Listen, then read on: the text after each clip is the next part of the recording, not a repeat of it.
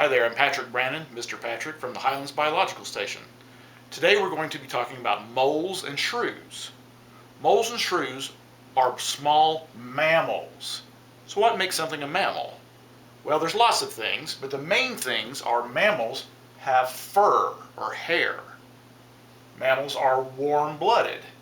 They can generate their own body heat. And with the exception of things like platypus, which is a weirdo, most mammals don't lay eggs. They have live birth. And lastly, mammals produce milk for their young. So here are some examples of small mammals in our region. Mice, voles, chipmunks, squirrels, but also moles and shrews. So a mole is not a mouse. In fact, they don't even belong to the same group of small mammals. Small mammals such as mice and chipmunks and squirrels are what we call rodents. Rodents are recognized by their really long buck teeth, incisor teeth in the front. They use them to gnaw on things. Rodents are herbivores, plant eaters, so they use those to gnaw on seeds, acorns, and things like that. This one is from a squirrel. This one is from a mouse, and even though it's smaller, you can see it still has those big buck teeth. This is what a mouse looks like. Okay, so mice have these big ears and eyes, long tails. A similar small mammal is called the vole. Not a mole, a vole with a V. They're like mice, but they have furry ears and short tails. And there's a variety of mice and voles in our region. But a mole is not a rodent. It's what we call an insectivore. It doesn't eat plants. It eats insects, so it has very different teeth. So what exactly is a mole? Well, moles tunnel underneath the ground. You may have seen some of their tunnels in your backyard. They make these big humps of dirt. And a lot of people don't like that because it tears up your yard, and that's fair. But one thing moles do not do is chew on the roots of flowers. Remember, moles are insectivores. They eat bugs. They're not herbivores like rodents. So if something is eating your flowers, it's a mouse or a vole. So what kind of teeth would a mole need to eat an insect? Not those big long incisors for gnawing on things. Instead, moles have teeth like this. Sharp, pointy teeth. Insects have exoskeletons, hard shells. So all these sharp, pointy teeth shred up those hard exoskeletons. So let's take a closer look at a mole's skull. So this is a mole's skull, and you can see it looks very different from those of rodents. It doesn't have those big long incisor teeth, those buck teeth. Instead, it has a long snout full of very sharp little teeth. It uses those to shred up those hard shells, those exoskeletons of insects and other invertebrate organisms. So it's very, very different. It's not a rodent. So this is a mole. Moles live underground. They burrow. So they have these really big front feet that they use as shovels to push the dirt out of the way. They have really, really fine fur. That way they won't get stuck in their tunnel. They do have eyes and ears, but they're very, very small. Living underground, it doesn't really need those. It can't see underground anyway. Instead, it finds its prey using its sense of smell. So it has this big, long nose. The front end and the back end kind of look the same. That's so it can glide back and forth through its tunnel without getting stuck. This type of mole is the most common one in the state. It's called an eastern mole. It's a large mole with a hairless tail.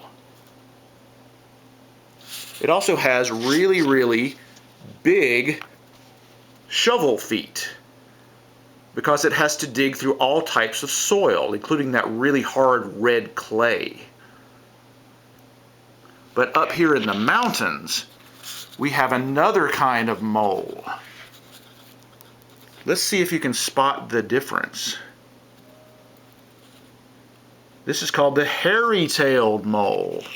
So side by side, you can see the hairy-tailed mole's tail and the eastern mole's tail.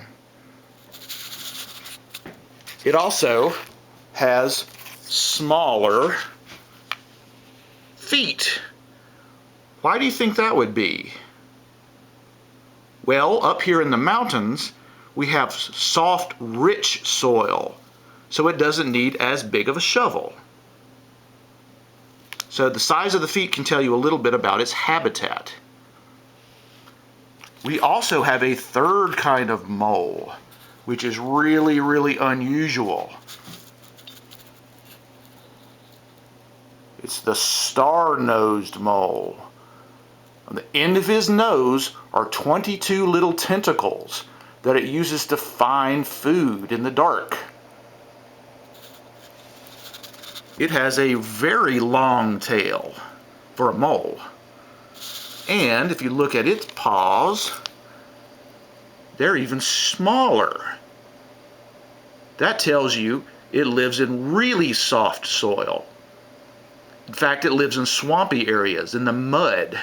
This is kind of a rare species. It's only found in certain habitat types. So, there's the star-nosed mole, again. And the hairy-tailed mole. His hairy tail. And the eastern mole.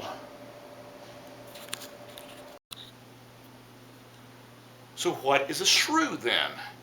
Well, a shrew is a cousin to a mole. It's like a mole, except it doesn't tunnel underneath the ground.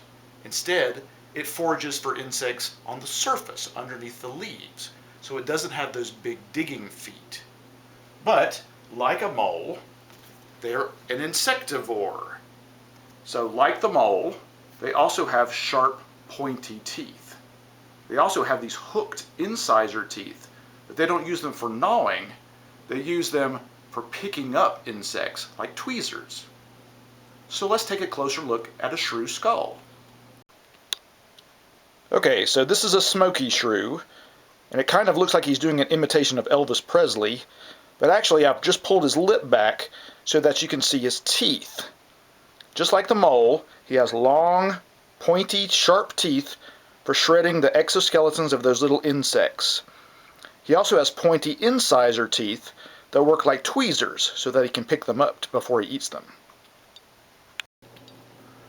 So this is a shrew. You can see it has a lot in common with a mole. It has that long pointy snout, small eyes and ears, but it doesn't have those big front feet. So it doesn't tunnel underground. Instead, shrews root around for bugs in the leaves on the forest floor. But otherwise, they're very much like a mole. They also have those long, sharp teeth for shredding the insects. This one is the most common shrew. It's about the size of a mouse. It's called a northern short-tailed shrew. If you have a cat, it may have killed these before, but you can tell it's not a mouse because it doesn't have those big ears, it doesn't have those buck teeth. Okay? Cats seldom eat these because shrews can give off a musky odor. This particular kind of shrew is a venomous mammal. Now, not venomous like a rattlesnake, but when it bites an insect, it has venom in its saliva which paralyzes the bug. Why would it do that? Why not just kill them? Why paralyze them and keep them alive? Well, it does that so that it can save the bugs for later. If it killed the bug, it would rot. But by keeping it alive, they can go back and eat it later and it won't have spoiled. So anyway, this is the northern short-tailed shrew. Most of the shrews in our region, though, belong to a different group of shrews with long tails. This is the most common long-tailed type of shrew. It's the smoky shrew. See, it has a long tail. It's called the smoky shrew because it has this smoky gray fur all over its body. And you can see it's a little bit smaller than the smoky shrew. Shrews are tiny, tiny, tiny little mammals. Even though this is smaller than a mouse, for a shrew, it's pretty big, as we'll see in just a minute. So here you can see just how small shrews are. The shrew at the bottom is that smoky shrew, but the one above it is even smaller. That's called a masked shrew. So these are tiny little animals, and they root around in the leaves for teeny tiny insects. Both of these shrews are fairly common in our mountains. You just don't see them very often because they're so small and they're hiding in the leaves. This is another tiny shrew called a least shrew. You can see it has a small tail. This one is very common down the mountain, but very rare in the mountains. This particular one is only the second one of its kind found from Macon County. The first one was found back in 1984. But the smallest shrew of them all is called the pygmy shrew. I don't have a skin to show you, but this is its skull. You can see just how small it is, smaller than a dime. This is the smallest mammal in all of North America and the second smallest mammal in the entire world. Only the bumblebee bat is smaller. So this is a tiny, tiny, tiny little animal. So I've been doing research on shrews for over 20 years. And one thing that I've been studying is how littering can kill lots of small mammals such as shrews. Unfortunately, lots of people throw bottles out of their car windows and they accumulate on the sides of roads. And poor little mice and shrews will enter these bottles looking for water or something. And they get trapped in there. When the bottle is on a slope, like in our mountains, the animal falls down in there and they can't climb back out. It's too slippery. Sometimes it gets filled with rainwater and they drown. So lots of animals die in bottles that people have tossed out on the sides of the roads. So here's a whole bunch of skulls that I found in bottles. This is actually all from one bottle.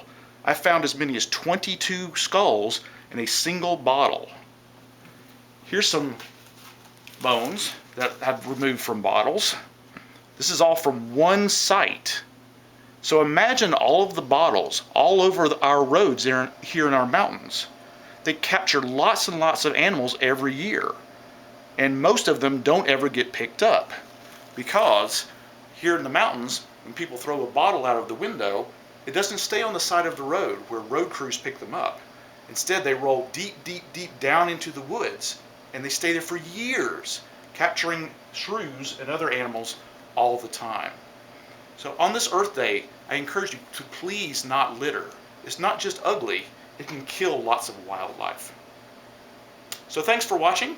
Please visit us at highlandsbiological.org, and I'll see you next time.